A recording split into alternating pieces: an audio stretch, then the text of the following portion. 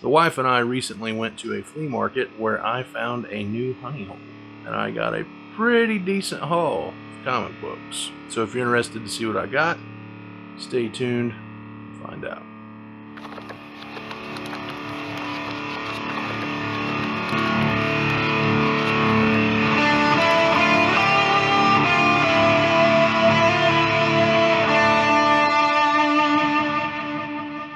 What's up, everybody? It's the Dude Without Fear here, and I posted on my Instagram a couple weeks ago a stack of comic books and said I was going to be making a haul video, and I'm finally getting around to doing that.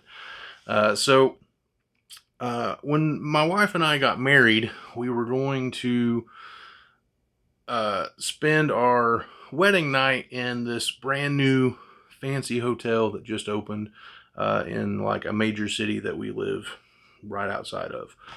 And it was their opening weekend, and we were like going to get in. We were going to be like one of the first people to stay there, and it just didn't work out cost wise and time wise.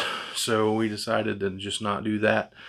My wife she loves hotels, and so I've been wanting to take her to that hotel ever since, and I didn't really ever have the opportunity until recently. So for our anniversary this year, I took her to that hotel. We got to spend some time there.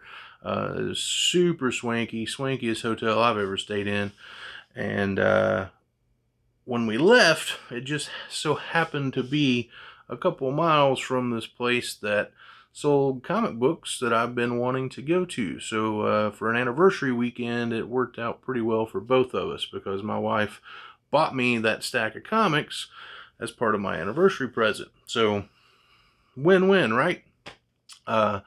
So this place is like an indoor flea market, like a bargain mart type place where, you know, these vendors rent out a booth and they put their wares in there, and you go ring it up front, and, you know, they type in a code and they know who to pay, right?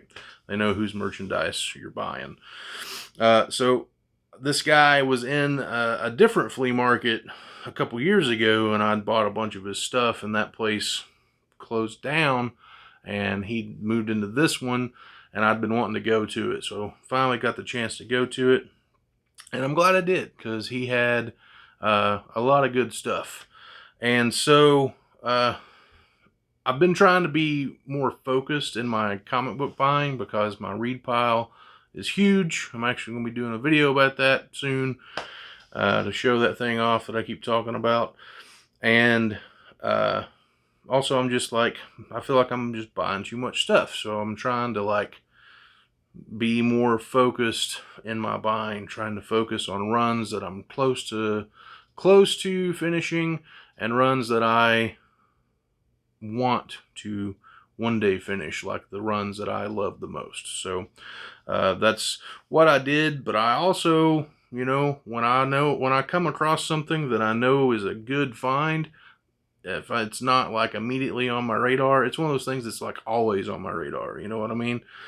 And I found a good amount of that.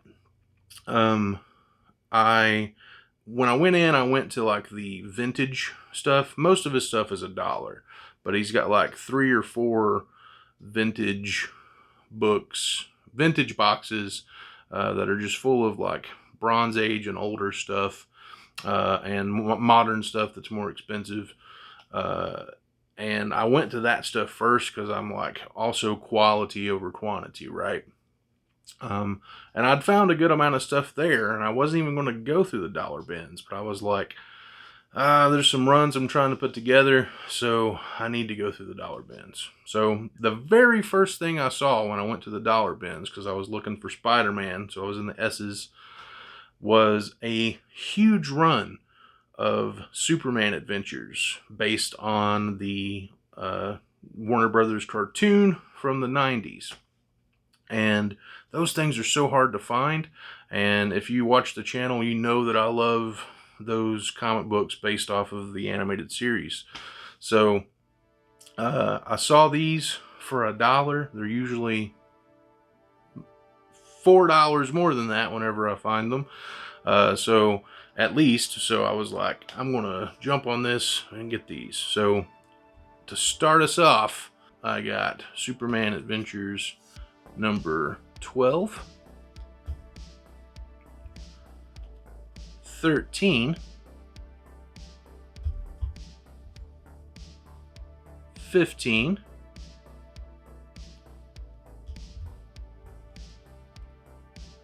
16, 17, 18, 19,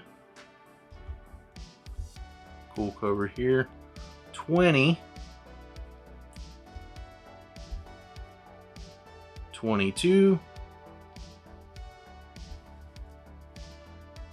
23, oh, I'm sorry, 27, 36,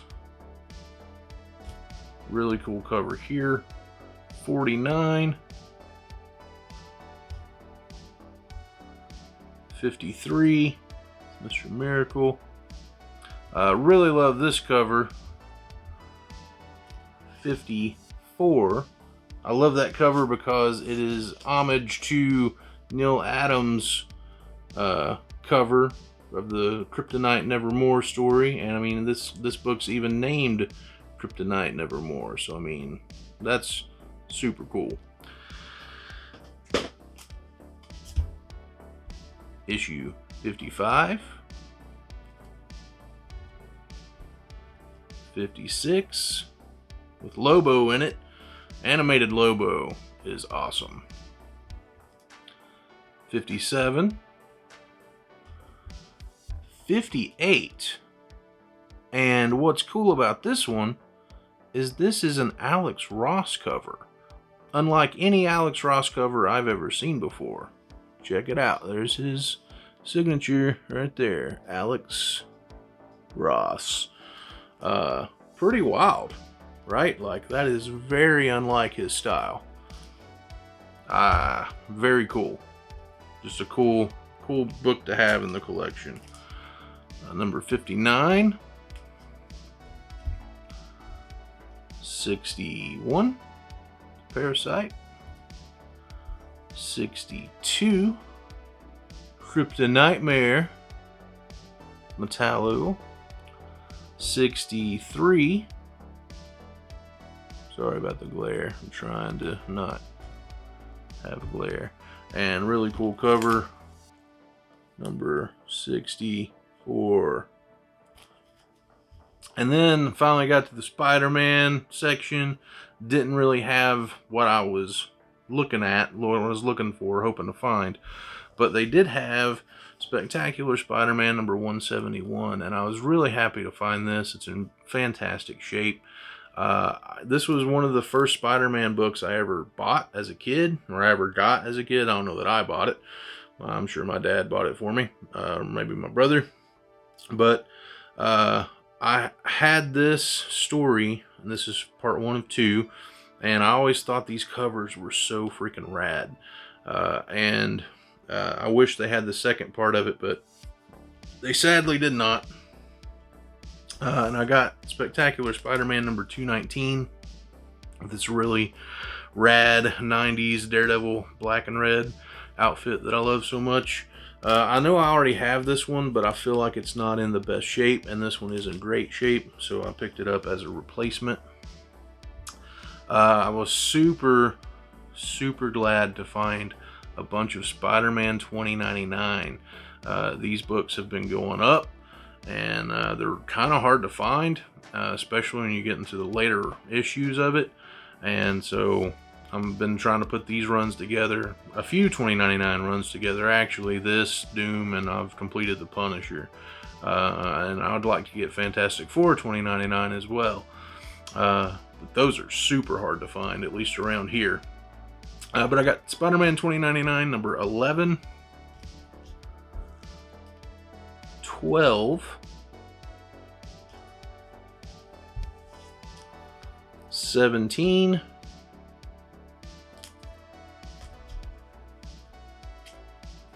18.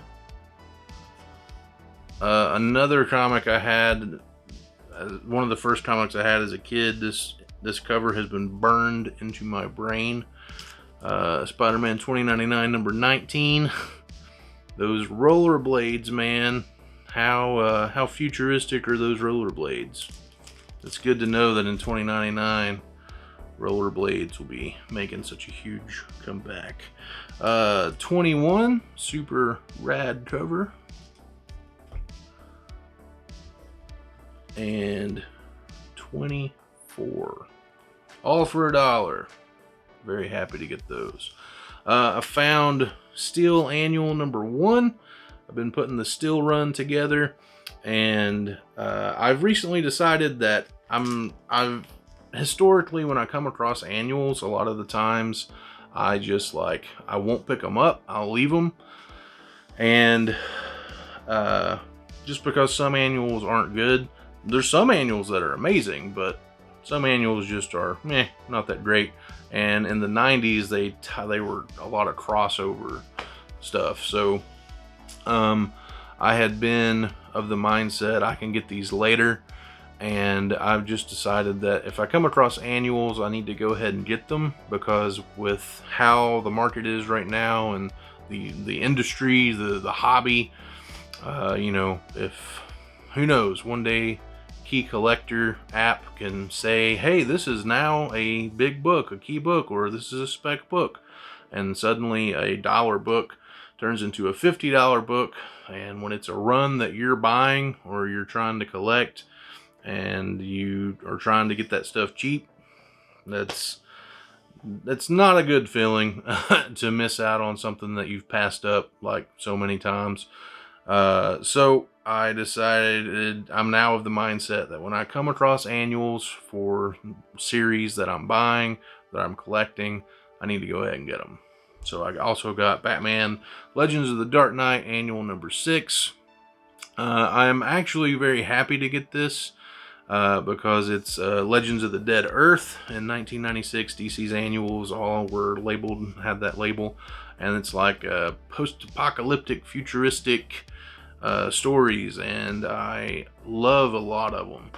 And I sadly don't have many of them anymore. They got damaged or lost or whatever. So I've been wanting to get these back. So I never had this one. I've never read it. Looks like it's written by Alan Grant. So that's a plus. I love Alan Grant, Batman. So very much looking forward to reading that. It could be terrible, but it might not be. It might be awesome. It's Alan Grant, so it's probably pretty good. I was very happy to get these issues of Outcast. This is number 19, number 20, number 21, and number 29. I had stopped buying this new around issue 18 just because I was like, I want to see where it goes, but I don't want to pay $3 for it. So I'm going to just stop buying these. And I'm glad I did, because I've picked up most of the ones I have missed. For most of them were $0.25, and a few have been $1. So I've probably spent $10 as opposed to $30 for those books. So that was a very good decision to stop buying those new. And now with these, I can start reading again because I filled in the gaps that I had. So very happy about that. Last time I went to a Dollar Bin, last Dollar Haul video I did, I had picked up Robin, Son of Batman number 1, and I found number 2, number 3, number 4, Deathstroke, and number 5. And I really liked number 1, so these next 4 issues should give me an idea if this is a series I want to continue to collect or not. And then we're to the more vintage stuff, the Bronze Age stuff that I got. I got Hulk number 199. It's a good cover there with Doc Samson on it. I paid $6 for this one, or my wife paid $6 for it. Daredevil number 98. Paid $5 for this. It's in fantastic shape. Just a little like crease up there.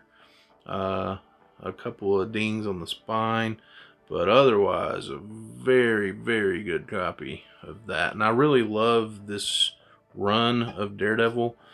This is one of those, Daredevil Volume 1 is one of the things I'm focused on because it's the only volume of Daredevil that I don't have every issue of. And I'm trying to piece all of those together. I'm sure it'll be a very long time before I have an issue number 1, but hey, that's fun. Goals, right? I also got issue 99. This was $6. I got a Hawkeye appearance in it, and this was in really good shape too. It's got, you know, a little crease up here, a little nick, but otherwise both of these issues are very good shape. Finally got a Detective Comics number 500. These can go for, you know, like people try to sell them for like 20 bucks, and I'm like, it's not a $20 comic, man. It's just an anniversary issue.